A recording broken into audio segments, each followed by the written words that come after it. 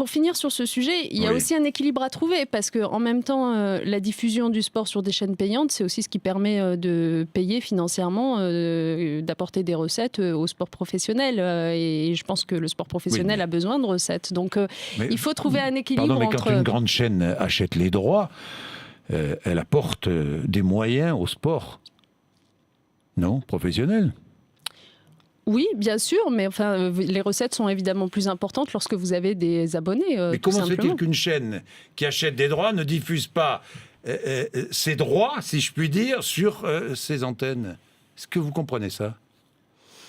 C'est le choix de la chaîne. Ensuite, Bon. il s'agit de voir quel type de match, de compétition, etc. Encore une fois, s'il s'agit de grands événements majeurs, le décret impose de toute façon que ce soit Le secrétaire une d'État fois au sport acheté, doit mis- agir, le mis ministre des Sports doit agir, gratuitement dit à disposition des autres. ce député échevenementiste. Ouais. Non, vous n'allez pas agir? Non, si, nous allons agir, comme je viens de vous le dire, c'est-à-dire pour trouver un équilibre.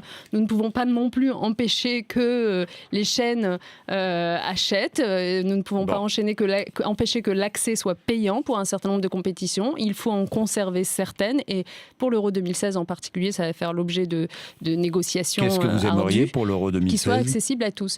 Pour Que l'Euro tous les matchs soient 2016, accessibles à tous? non, pas tous les matchs, le plus grand nombre possible.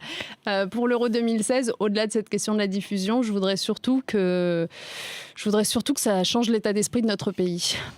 C'est-à-dire Je voudrais qu'on soit enthousiaste, je voudrais qu'on retrouve mais on l'esprit le de sera. conquête, je voudrais que notre équipe fasse de Vous allez aller superbes au Brésil? résultats. Vous allez aller au Brésil? Je vais y aller pour le lancement. Thierry Braillard ensuite Oui. ira. Et puis, si jamais notre équipe se retrouve en 8e, serez là. j'y retournerai sans doute.